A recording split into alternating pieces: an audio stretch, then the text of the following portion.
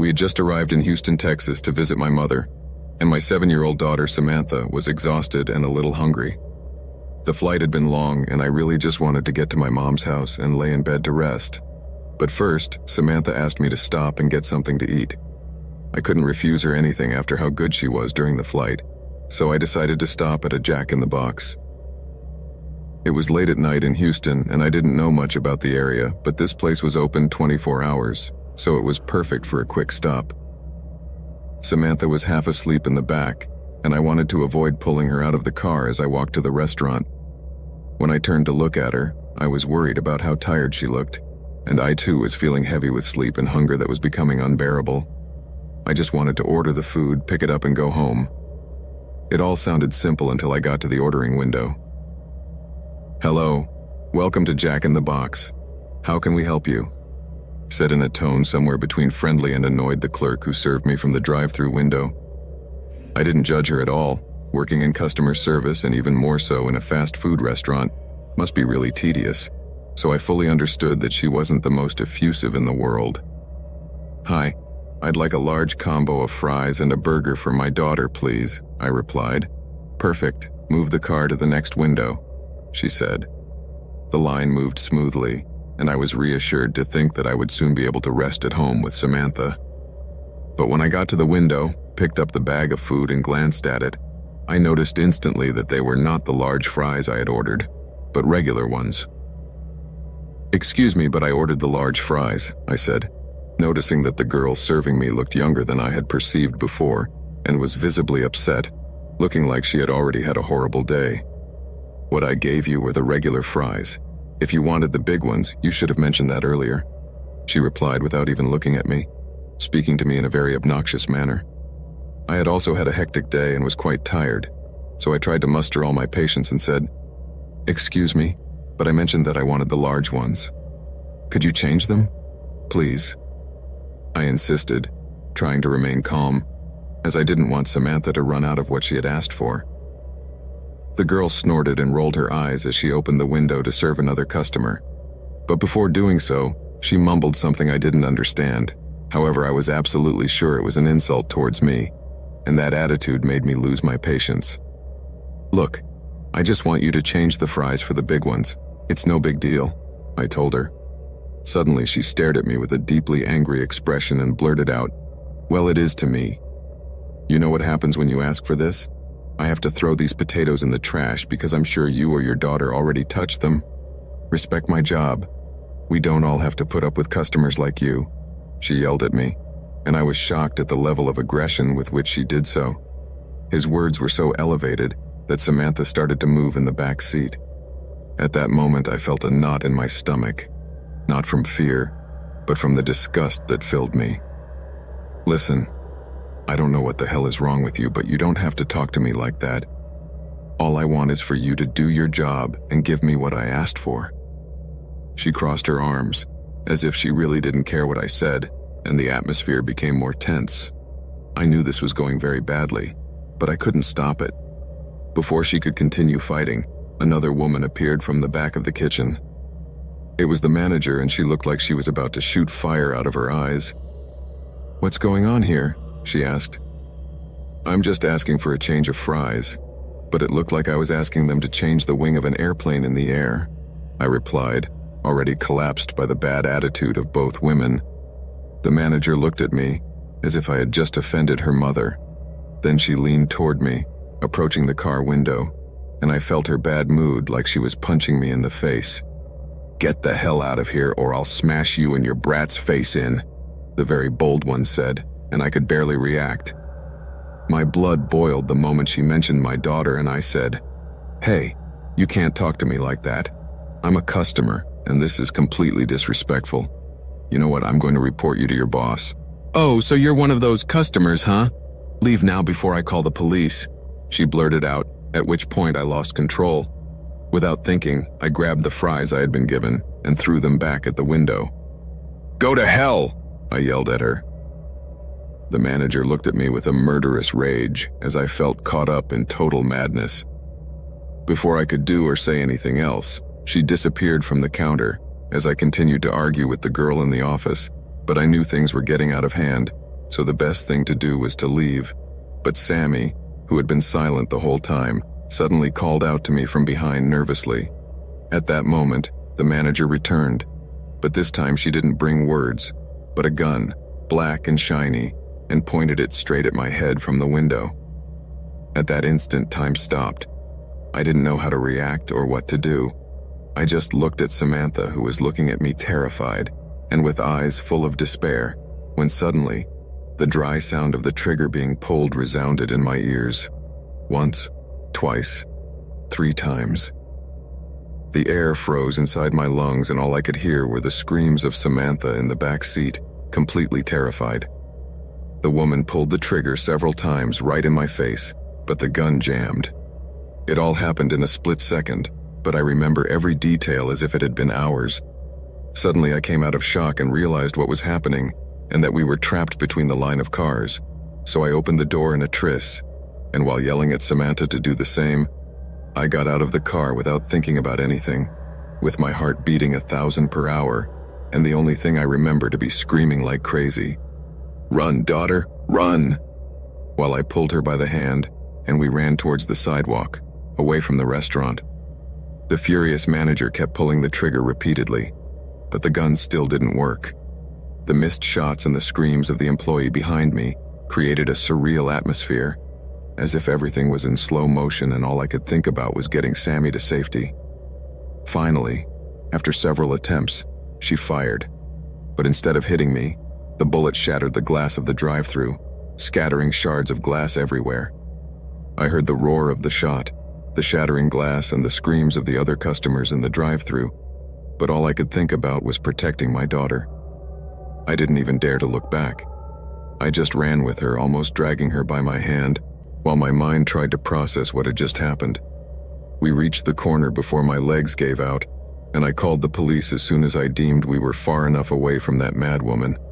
Samantha was crying in desperation, hugging my legs, and adrenaline was still coursing through my body as I talked to the 911 operator. Was he chasing us? Was he coming to kill me while I was waiting for the police? Why was this happening? All these questions were swirling around in my head, and I cursed myself for not just taking the damn fries and going home to my mother's house with my daughter. It wasn't long before I heard sirens in the distance. Then I saw them enter the restaurant and surround the manager and the employee. I couldn't hear much of what they were saying, but they were eventually arrested. The gun they had pointed at me was still on the floor, and the red and blue lights of the patrol cars illuminated everything like a horror show. The manager was arrested, and it was weeks before we could get back to normal. Samantha didn't want to go anywhere that had a drive-thru, and truth be told, neither did I. How is it possible that a simple argument over fries could escalate to a point where we were almost killed? I'm still trying to shake those images out of my head. Every time I close my eyes, I hear the damn click that was etched in my ears that night. I should have died, but the gun jammed, and just thinking about it sends shivers down my spine. One thing is for sure, never again in all my remaining life will I ever argue with a restaurant employee.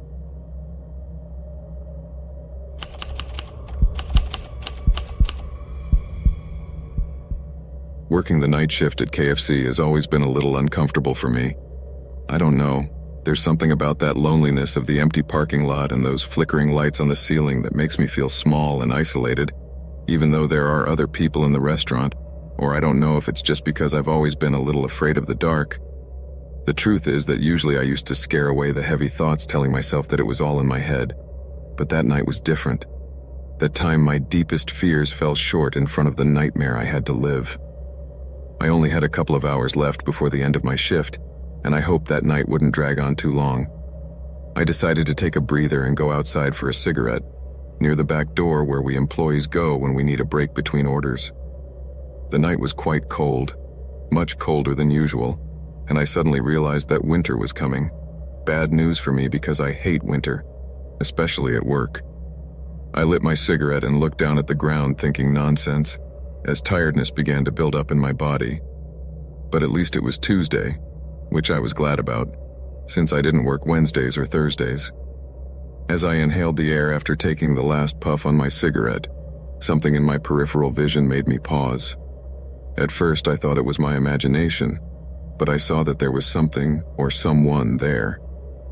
I looked around me, at the parking lot, but saw nothing at first. However, that feeling that someone was watching me was still there, very present. I suddenly let out a nervous laugh, imagining that it could be Sam, one of my teammates who really enjoyed scaring the others during breaks. He was the oldest of the team. But in reality, it was like working with a 9-year-old, so it wouldn't be the first time he tried to play one of those pranks. I decided to walk over and see if I could catch him before he got away with it. "Sam, stop doing that!" I yelled, but received no response. I started walking among the cars, trying to find him, looking for any sign of movement, but I didn't see him anywhere. The atmosphere was silent, and whoever the prankster was really taking it seriously. Suddenly, I saw in the distance, beyond the cars, a figure silhouetted against the dim light of the lamps. She was tall and thin, and almost floating. Her back was turned, as if she didn't even know I was looking at her. I squinted to get a good look at her, but the clearer I saw her, the more uneasy I became. What was in front of my eyes was a human figure, yes, but completely white, not in an albino way. Rather, it seemed to be made of something strange, almost translucent, but it did not move. I stood there for a few seconds, trying to figure out what I was seeing. I realized it was definitely not Sam, and that made my hair stand on end. For a moment, I thought it was some kind of mannequin that someone had left around to, I don't know, scare or something. So I took a couple of steps in its direction to try to figure out what it was, but then the figure started to move. He was doing it slowly, awkwardly, as if he was learning to walk. Each step seemed to cost him a titanic effort, so much so that he was hunched over and seemed to be dragging his steps. At that moment, I began to feel a sweat on my forehead. This was no joke. This was no disguise. Something was definitely very wrong here.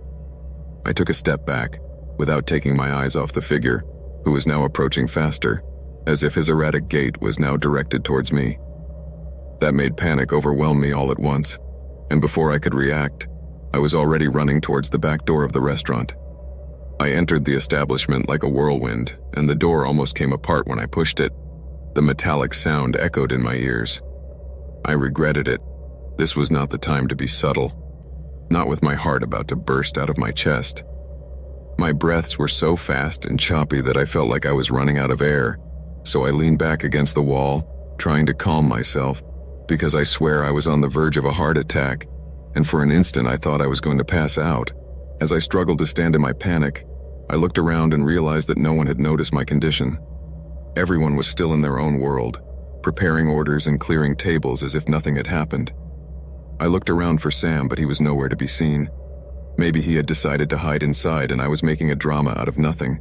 So when I caught my breath enough to utter a word, I approached one of the guys and asked him if he had seen Sam.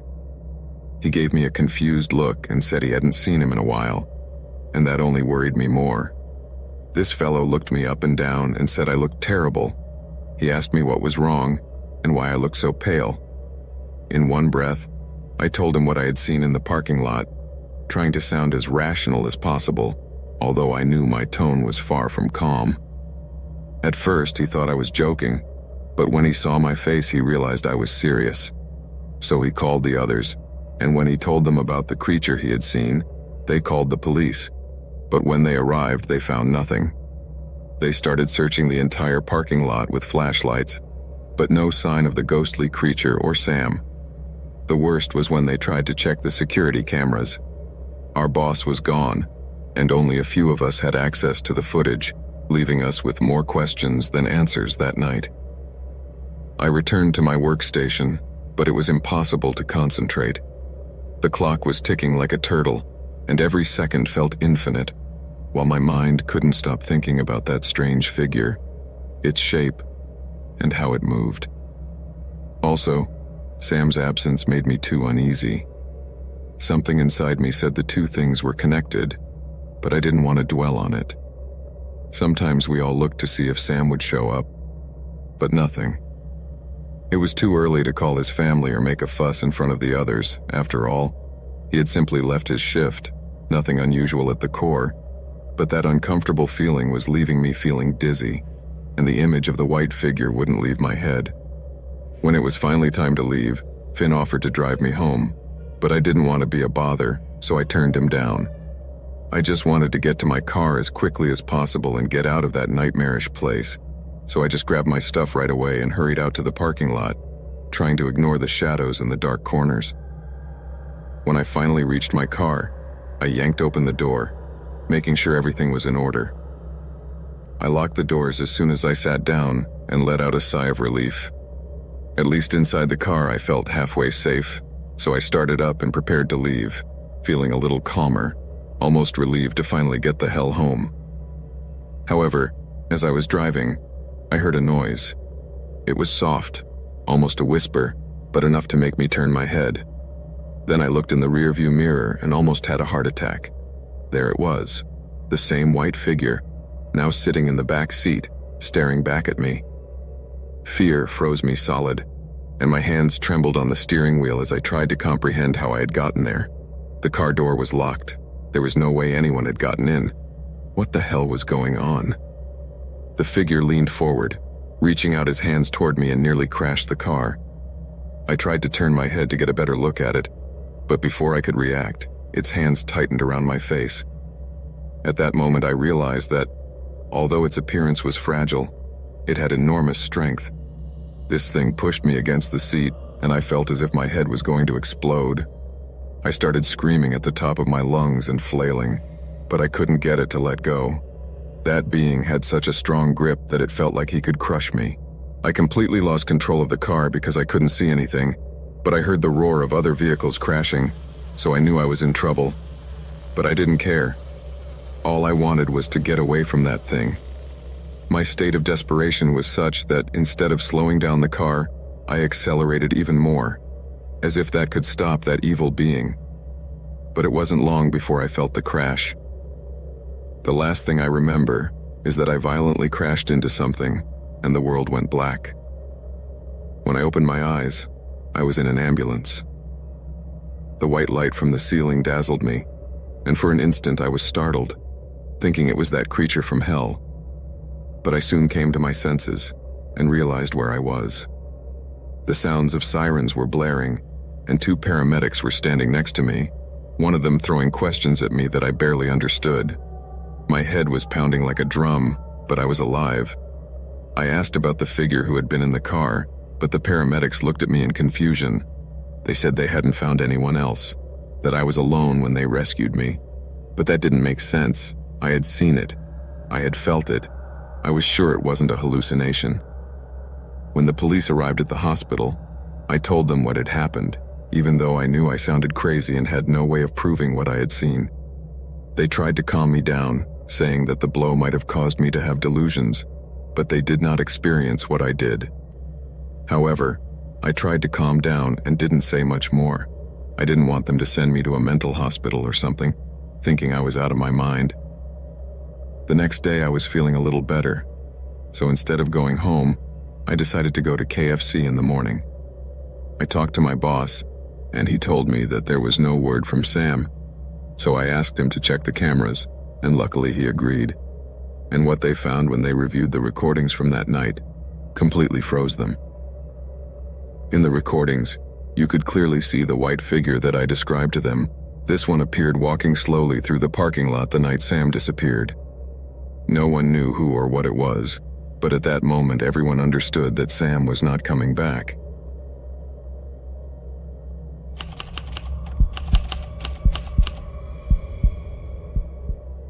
Hi, I'm Andre. Although you may not know me, the truth is that I'm quite a famous chef in my country, Romania.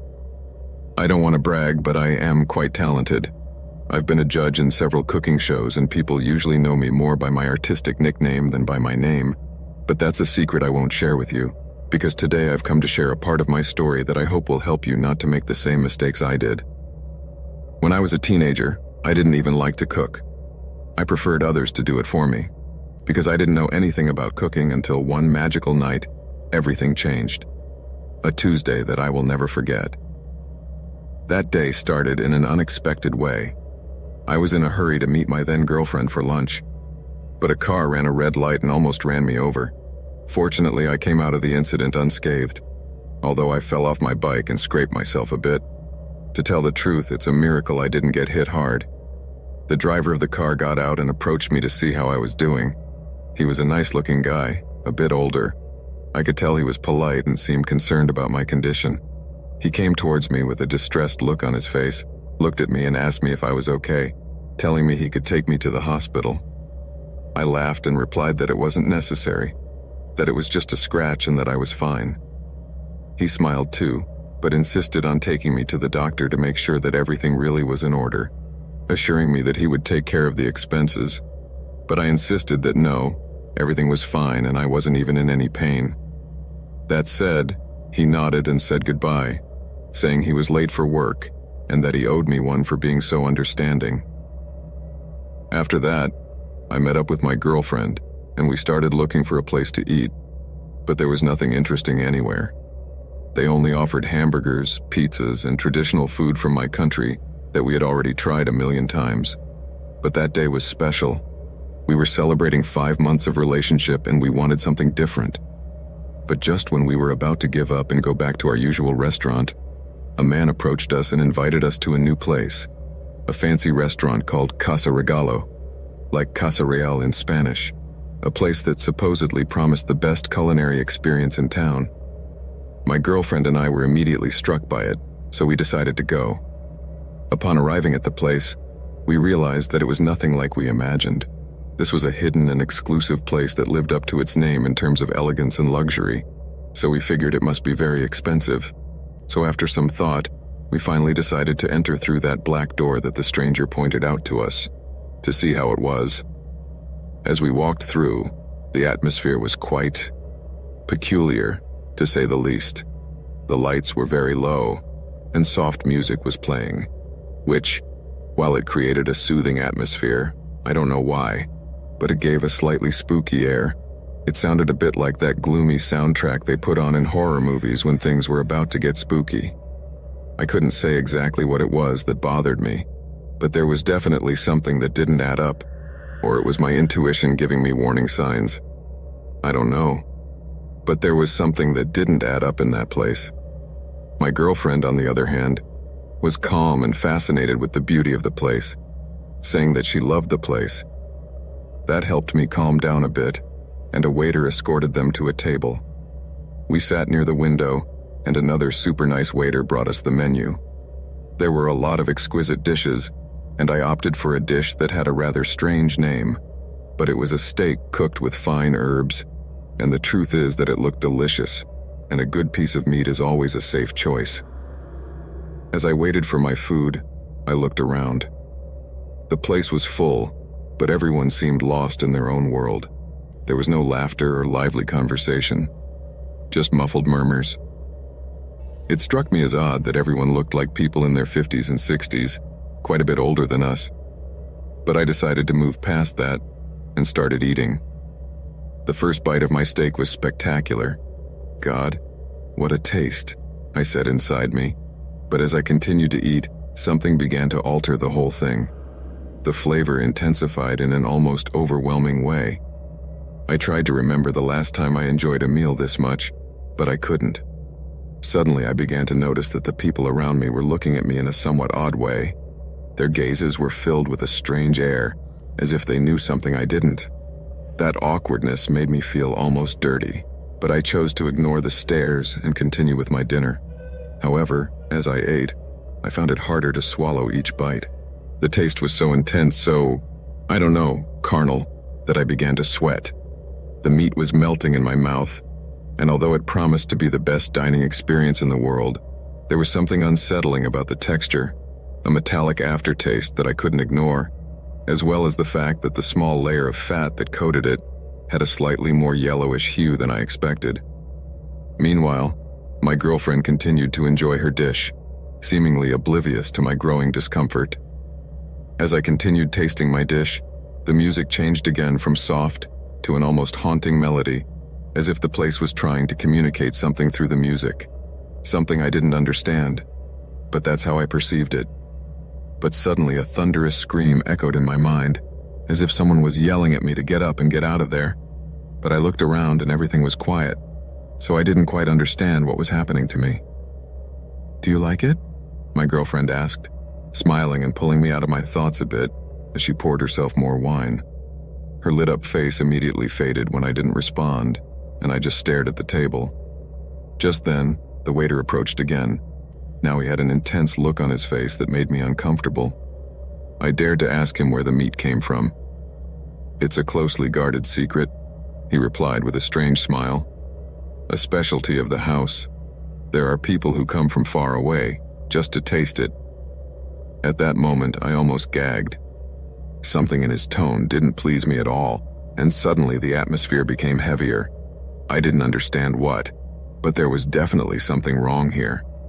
I looked at the other diners more closely and noticed something disturbing.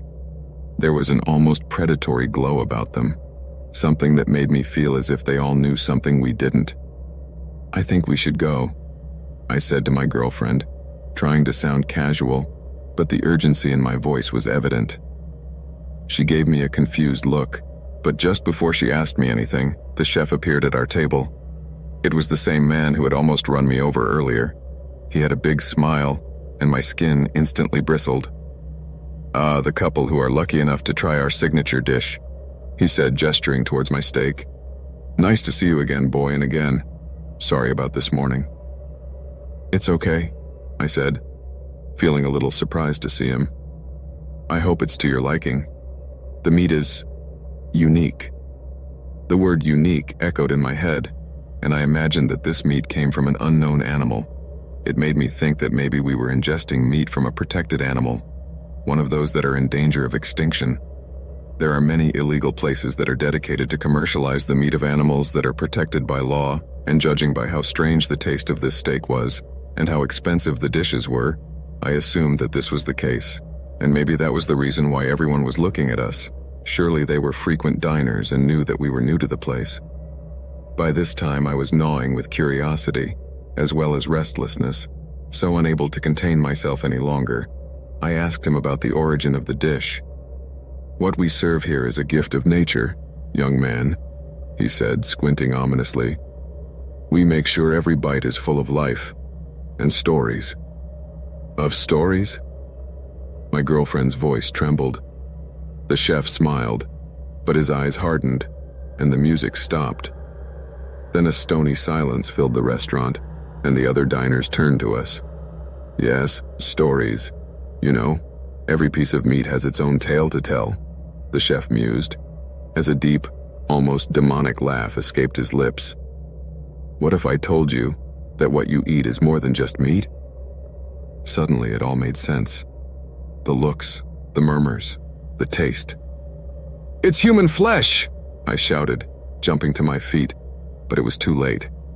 People began to laugh and a group of waiters approached, blocking our exit. My heart began to pound furiously and adrenaline began to flow through my veins as I saw my girlfriend pale and paralyzed. Before I could do anything, the chef stepped forward and with a gesture had all his accomplices moving towards us. "There's an unforgettable experience on offer here, my friend, but let's just say it's better when a new diner comes to the table," said the chef, and immediately a shiver ran through me. I didn't need to be a fortune teller to know what was happening. The accident, his insistence on taking me to the doctor, the man who suggested we come to this place. It was all planned. I was sure he lured us to this place. At that moment, out of pure survival instinct, I managed to hold on to the table, pushing it with all my strength and hitting the chef and two of the waiters with it, while grabbing my girlfriend by the hand and yelling for her to run for the door. But the exit was blocked by two other waiters. However, just when I thought all was lost, my girlfriend pulled a canister of pepper spray out of her purse, and before I knew it, she had sprayed it on the guys. I tried to open the heavy carved wooden door, but it was locked, so without thinking, we ran to a window and I kicked it open, managing to escape just as two other waiters almost caught us. My girlfriend and I ran at full speed until we reached the nearest police station, which was about 5 blocks away. As we hurriedly told the cops what had happened to us and denounced what they were doing in that restaurant, they looked at us as if we were crazy, but after a few minutes they decided to check it out. What we found out later is that the police checked the whole place and found no evidence that they were selling human flesh in that place. They spoke to the chef and he was very indignant. He told them that we had escaped without paying the bill and had caused a ruckus in the restaurant, as well as causing damage to the place. The authorities checked the refrigerators and the kitchen and only found beef and lamb, as well as rabbits and pork. In the end, it was my girlfriend and I who had to face police charges for damage to private property and disturbing the peace. We would have gone to jail, but the chef, who was a partner in the restaurant, decided not to press charges against us, instead of miming paying for the window we broke, the dishes we consumed, and a small sum of compensation to the 2 waiters we assaulted. To this day, I have no idea what happened that day. Whether it was all the product of a paranoia attack on my part, which made me misinterpret the whole situation, or if something sinister was really going on there and these guys knew how to cover it up cleverly. I don't know, I just know that to this day, and being the experienced chef that I am, I have never tasted anything like the meat I was served that day. It was unlike anything I know.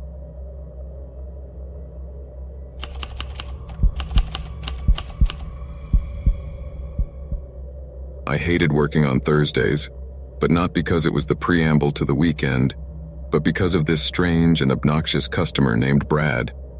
This man would show up like clockwork at 5 p.m. sharp. He had been working at my local fast food restaurant for about 6 months, and, truth be told, his routine was as predictable as the tasteless meat we served.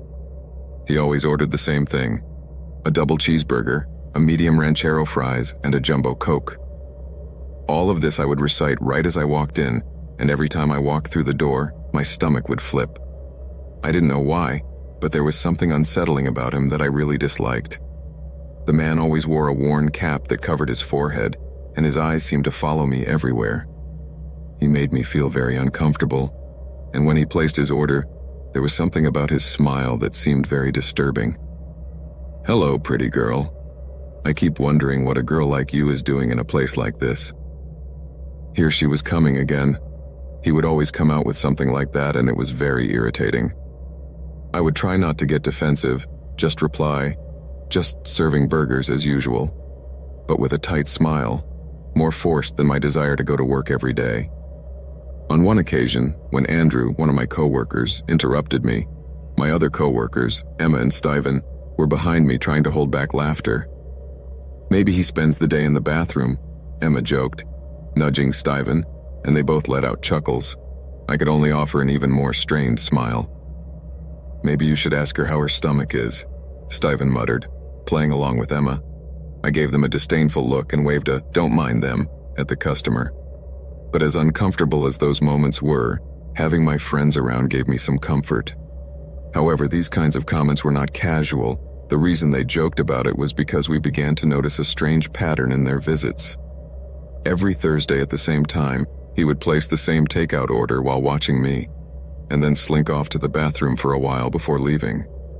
But one Thursday, just after she left the bathroom, the light in the area started to flicker. At first, I thought it was just a wiring problem, since this place was never known for its good maintenance.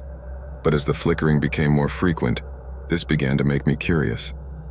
At one point in the afternoon, the light flickered more intensely, so as I finished my shift, I decided to comment to Steven. "Hey, can you check the light in the bathroom? It's been flickering since the afternoon in a weird way."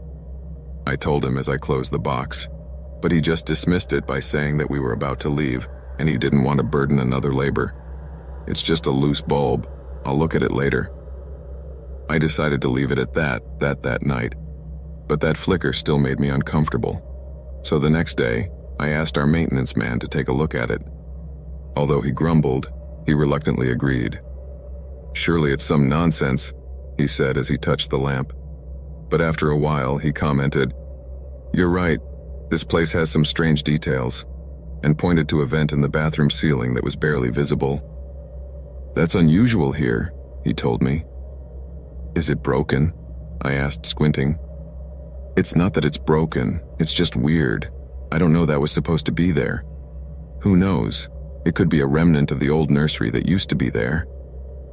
I shrugged and decided not to think about it too much, but that night I was especially curious and decided to check it out. After locking up, I climbed up on a chair and unscrewed the fan cover. I looked inside to see what was there, and that's when I saw it. A little red light blinking. I thought that might be part of the ventilation system, but there was something about its location that made me feel very uncomfortable. I decided to pull out my phone and take a picture, then closed the grill, got off the chair, and went back to my spot. That night as I got home, I went over everything that had happened in my head. The next day was Thursday, and when I arrived, I climbed back into the chair and unscrewed the fan cover again. I looked inside, but the light was off. At that instant, a familiar voice interrupted my concentration. "Hello, gorgeous," said the nasty guy approaching the counter. I sighed heavily as I returned to my place to attend to the customer of the day. I forced a smile and replied, "Hi, what would you like today?" And obviously he ordered the same as always. But as I took his order, I couldn't shake the thought that his bathroom visits were related to what was in that ventilation hatch, so when he headed to the bathroom, I felt incredibly compelled to follow him. I couldn't believe what curiosity was driving me to do. I followed the man into the bathroom without him noticing, and as I did, Emma let out a derisive comment about how I looked like a stalker, but I motioned for her to shut up and continued where I was. However, a new customer at the counter made me abandon the mission. I had to go back to the counter to serve him, so I couldn't find out what the man was doing. But the uneasiness grew stronger and stronger, so when he left, I decided to take a ladder to go check the fan again. There was something in my head telling me there was something wrong, and I had to find out. I unscrewed the fan again and turned on my phone's flashlight to take a closer look in there. That's when I discovered that it wasn't just a blinking red light. It was coming from a hidden, almost imperceptible camera pointing straight towards the toilet. At that moment, I was overcome with horror and almost fell down the stairs. On closer inspection, I noticed that there was a small slot where an SD card was plugged in, so I pulled it out and started yelling for Emma to come over. I showed her what I had found, and she quickly brought her laptop over to see what was on the memory, and what we saw made my blood run cold. There were a lot of recordings of people, including us, were stored there. This degenerate had recorded all of us while we were in our private moments. It was very overwhelming because both my roommates and I used to change clothes in the bathroom, and it was all there. I almost threw up when I saw the contents of that camera. Without thinking, I called the police, my voice trembling as I recounted what I had found. They came over, and together we made a plan for the following Thursday. I could barely keep my cool. He went about his usual routine, and I watched from behind the counter as the officers came in just as he was leaving the bathroom. The guy was arrested, and the officers searched his apartment. Then, I got the call and learned that he had over 8 weeks of private recordings of many clients and also of us. I felt sick realizing how a seemingly normal client could do something as horrible and sick as that. It was just too much. I decided I could no longer work there, and that same week I quit.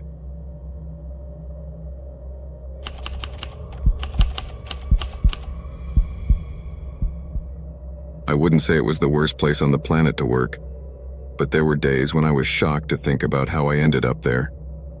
The restaurant was always full of people coming in for burgers and milkshakes at a good price, and the shifts got a little boring, or rather monotonous. My routine was pretty simple. I would put on my uniform, take orders, and deal with customers who complained about the same thing all the time, day in and day out.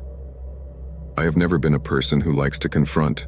On the contrary, I am one of those who prefer to go unnoticed, do what they have to do, and go home after the shift. A zero confrontational person. I always preferred the night shift, because that part was quieter. There were less people, and it felt more relaxed. At first, I was a little scared to go back alone at night, but eventually that feeling went away. I thought there was nothing to be afraid of, until it happened. It was a normal night, a little busier than usual on a Saturday night. The tables were busy, and I was walking back and forth between the kitchen and the customers until they arrived. It was at that moment that something felt strange, although I couldn't identify it. The first to enter was a tall guy with dark hair, blue eyes, and a smile that overflowed with smugness. The guy seemed to have everything in life figured out. Next to him, there was a younger girl accompanying him, but she looked very serious, as if she didn't like something. But well, that wasn't my problem, so I took her order almost without thinking about it, although I couldn't help but feel her gaze glued to me. The first sign that there was something wrong was when the girl looked at him with angry eyes that did little to disguise them, while he smiled at her, seemingly without any weird intentions or anything like that. He was just a nice guy. I thought maybe I was overreacting or imagining things, so I went on with my work. When the order was ready, I called the guy to pick it up, but instead of him, it was the girl who got up from the table and walked towards me quickly, with clenched fists and a look that chilled my blood. What she said to me left me paralyzed. "If you look at my boyfriend like that again, I swear it's going to be very bad for you. I will kill you. Do you hear me?" I was in shock. I didn't know what to respond to that or what to do. In my life, no one had ever spoken to me like that, let alone threatened to kill me. Besides, her words were totally meaningless. I was just doing my job, but she was there, with a look of hatred towards me that made it clear she was serious with her warning. My partner, Emily, heard the commotion and decided to intervene. "Hey, what's your problem? You can't talk to my friend like that." The girl replied, "Your friend is trying to flirt with my boyfriend." Emily, somewhat indignant, replied, "That's not true. Why don't you give yourself a break? You're too insecure a woman. I'm going to kill you both. You're just losers, easygoing girls who have no respect for yourselves or for other women's men." At that moment, the guy got up from his seat and grabbed his girlfriend by the arms, pulling her away from me, something I was grateful for because that crazy woman seemed to be millimeters away from jumping on me. He looked at me with an apologetic expression before shoving her off the premises. I was left half stunned, trying to take in everything that had happened. I couldn't believe this was happening to me. I had never had problems with customers before, let alone that kind. Besides, the guy was cute, but I didn't even like him in the slightest. "What kind of crazy?" I muttered, as I continued where I was. However, that day marked a before and after in my life, because from then on, everything got out of control. At first, things were discreet. I began to notice her appearing in the street, always present, but never close enough to talk to me or do anything. I would see her from the little window of the restaurant when I was taking a break or on my way home. She was there, always with that fixed gaze on me, as if she was waiting for something. At first, I thought it was all coincidence. It can't be her again, I kept telling myself. But the coincidences soon turned into something more disturbing. Then letters started arriving at my house. First, they were just simple threats, writing things like, "You're going to pay me back for what you did and I'll always see you at work," scrawled in a very hasty black ink. I won't deny that those letters kept me awake a couple of nights. I was terrified to think that she might be out there, lurking, waiting for the moment to attack me. The truth is that I spent days of great anxiety and without telling anyone, trying to convince myself that she was just a heavy client and nothing more. But with each new day, the thing became more disturbing and made me feel more and more vulnerable and uneasy. One night, I heard a crash in the living room. Someone had thrown a brick through the window. The glass exploded into 1,000 pieces, and the house alarm went off like crazy. I ran out, but I didn't see anyone, nor did I need to. I knew it was her. It was clear that this was all a game for her, wanting to drive me crazy, to terrorize me. Paranoia took hold of me at work. I couldn't concentrate. Every time the restaurant door opened, my heart leapt, waiting for her to show up. I had no peace, not at work, not at home, not anywhere. Because everywhere I went, there she was. My colleagues noticed that something was wrong, but I couldn't tell them the truth. I don't know why, but I didn't want to tell anyone about it. With each passing day, I felt more cornered, trapped in this terrifying game. One afternoon, while cleaning tables, I saw her again. But this time she wasn't alone. She came with another woman who looked just as dangerous and unhinged as she did. My breathing went crazy. I became very nervous, and something told me that things could get out of control at any moment. So without thinking twice, I asked Emily to keep an eye on them. I didn't want to get close to that crazy woman again. From the kitchen, I watched them. The girl kept her eyes fixed on the bar where I usually work.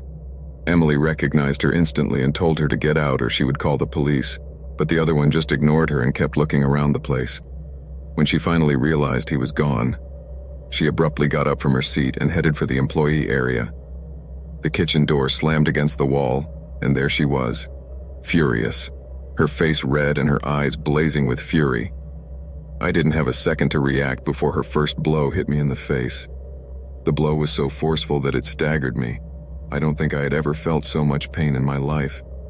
This was the first time in my life that someone hit me, since I had never been immersed in a fight, because as I said before, I am not a problematic person at all. But now this mad woman had gone wild with me, and I feared for my safety.